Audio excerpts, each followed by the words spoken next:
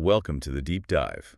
Today we're talking about precision in language, especially for anyone needing real authority in their academic or professional writing. Yeah, whether it's a report, a thesis, maybe even a critical email. Precision is key. Exactly. So we're diving into a specific stack of 50 advanced words, C2 level generally, aimed squarely at boosting that academic clarity and fluency. And this isn't just about memorizing a list. We've got sources with definitions, synonyms, examples. But our job today is synthesis. Right. We want to group these words by theme so they become tools for specific communication needs, not just, isolated words. Making them functional, so you can grab the right word when you need it. That's the goal. Okay, so where do we start? Maybe with the foundation. The language of asking questions and presenting evidence. Perfect place. Section 1. The language of inquiry and evidence. This is all about how we propose ideas, test them, justify them. Crucial for critical thinking. So the absolute starting point has to be the hypothesis, right? Absolutely. It's not just a guess. It's a proposed explanation. And the key is it has to be testable. Like through controlled experiments, as our source notes. Exactly. It's what separates serious research from just, thinking out loud. Okay, hypothesis set. Now, communicating the findings. This needs care. Let's tackle imply versus indicate. They seem similar, but aren't. Very important distinction. If you, as the writer, imply something, you're suggesting it without stating it directly. So kind of hinting. Yeah, exactly. The data might imply a correlation, perhaps, but you're leaving it a bit open, not hitting the reader over the head with it. But if the results indicate something. That's much more direct. Indicate means to point out or show. The results indicate a clear improvement. It's stronger, more definitive. You use indicate when the evidence is pretty solid. Okay, got it. And this leads to another tricky pair. Imply versus infer. Ah, yes. A classic confusion. Remember, the writer implies. And the reader. The reader infers, what the analyst does. To infer is to conclude something from evidence and reasoning. You look at the data and infer that pollution is rising. So imply is encoding the message. Infer is decoding it. That's a great way to put it. And you need to infer before you can properly interpret. Right. Interpret is the next step, explaining the meaning. Exactly. You explain the significance of the information. So you might infer a trend from sales figures, and then you interpret what that trend means for the company's market position. It's a logical sequence. Infer, then interpret. Okay, and this sequence needs backing up, right? Validation. Absolutely critical. You must justify your argument. Provide relevant evidence to support your claims. And that evidence needs to pass muster. It has to be legitimate, first off. Meaning accepted by reason or sometimes law. If your sources aren't legitimate, your whole argument is built on sand. Makes sense. And then your overall explanation needs to be plausible. Plausible, meaning believable, reasonable. Yes, precisely. It has to seem reasonable. Your data might be legitimate, but if your interpretation seems far-fetched or contradicts known facts without strong proof, it's not plausible. So you need all three: legitimate sources, a plausible explanation, and strong justification. That's the bedrock of solid scholarship. Okay, that really sets the stage. Now, if that was the language for justifying findings, let's shift to words about making things happen. Section 2, dynamics of action, change, and influence. Right. This is the language of doing, affecting things. Think policy, business, even personal growth. We need words for encouraging change versus, say, forcing or restricting it. Let's start positive. Encouraging action. You need to innovate. Right. Essential for staying competitive. Innovate means introducing new ideas, new methods. It's forward movement. And sometimes that innovation needs a push, like an incentive. Exactly. Governments might offer tax breaks as an incentive for businesses to go green. It's a specific motivator. And on a more personal level, there's nurture. Like nurturing curiosity in kids. It's about actively caring for and encouraging growth, not just letting it happen, but fostering it. Okay, now the flip side, restriction. Governments don't just incentivize, sometimes they impose rules. Yes, impose implies forcing something, often unwelcome, like strict regulations or taxes. And what about obstacles? Things getting in the way. That's where hinder comes in. Lack of internet access hinders education in some areas. It delays or obstructs progress. It's often an external block.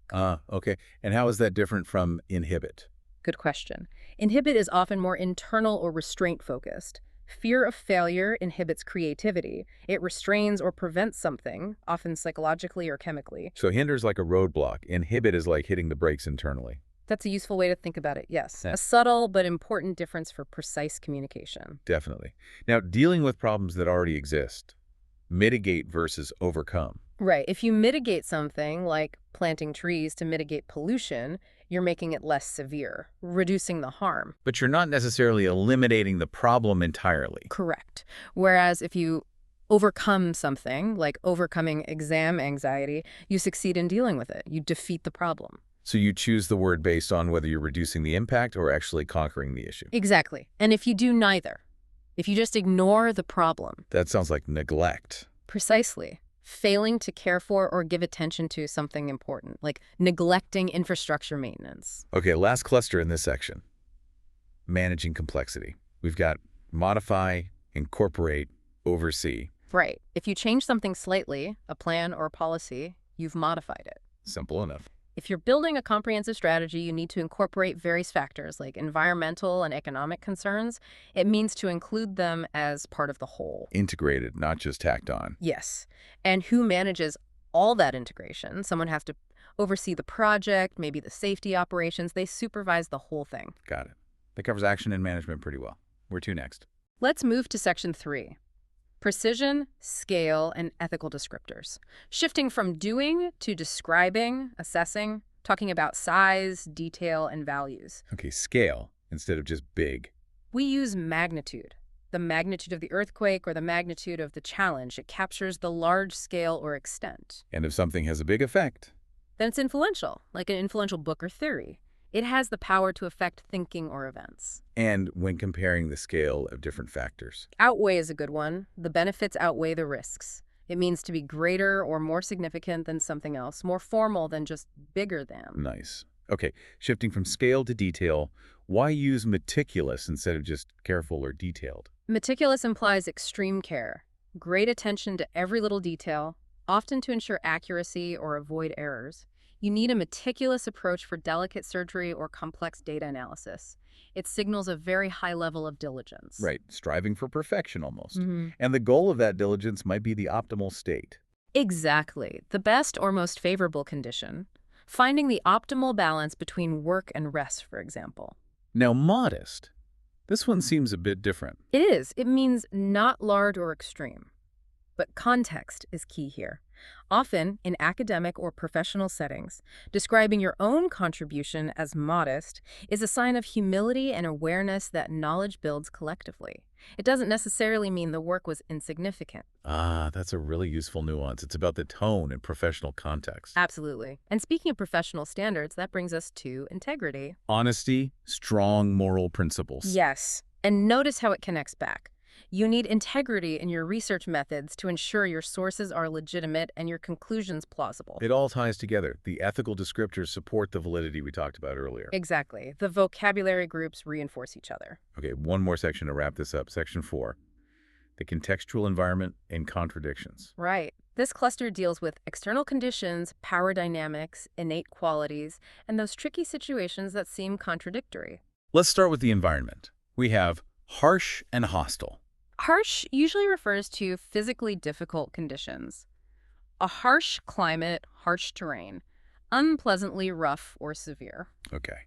And hostile. Hostile can be physical, like an environment hostile to life, but it often refers to social antagonism, an unfriendly or antagonistic situation, a hostile work environment, for example. So the meaning depends on context, physical or social. Interesting. And that social context often involves power dynamics. Definitely. Which leads to words like oppress. History is full of examples where regimes oppressed certain groups, kept them down unfairly through hardship or control. And control isn't always overt force, is it? There's manipulate. Right. To manipulate is to control or influence someone or something unfairly or cleverly, often for one's own benefit. Think of advertising manipulating emotions. More subtle than oppression. And then there's formal control, like rules. Yes, like when authorities prohibit something, formally forbid it by law or rule, smoking prohibited in public spaces. So oppress, manipulate, prohibit different flavors of control. Exactly. Now, shifting slightly, let's talk about inherent qualities versus visible actions. If something is innate. It's natural, from birth, like an innate talent. Correct. And when that quality or feeling shows itself clearly. It manifests. Yes. Her dedication manifested in her hard work. It became clearly visible or apparent. Okay. And quickly, the legal term, liable. Crucial for precision in legal or business contexts. If a company is liable for damages, it means they are legally responsible. Non-negotiable meaning there. Good to know.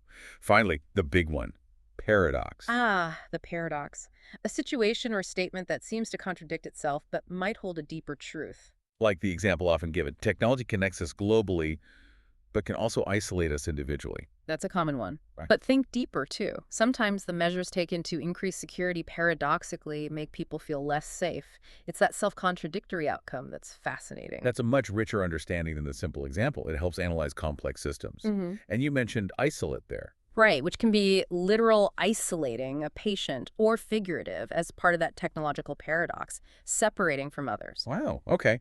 We've covered a lot of ground, 50 words, but grouped so they make sense together. Exactly. We've gone from framing a hypothesis and ensuring plausibility, To understanding how actions can hinder or nurture, how policies might mitigate harm, assessing the magnitude of changes. requiring meticulous work and upholding integrity. It's about having these toolkits ready for specific communication jobs, not just a long list of definitions. This deep dive should really help elevate your fluency, letting you use, say, meticulous instead of just detailed, or talk about incorporating ideas, not just including them. And as we wrap up, let's think about one final word: obsolete. Many things become obsolete, outdated, no longer used, especially with rapid innovation. Mm-hmm. So here's a thought for you, the listener, always learning. If knowledge itself is constantly evolving, making old information potentially obsolete, how must we persist? Persist, meaning continue firmly despite difficulty. Exactly. How must we persist in our own learning journey to ensure our skills and understanding stay relevant in a perpetually changing world? That's definitely something to chew on. A great place to leave it. Thank you for joining us on the deep dive.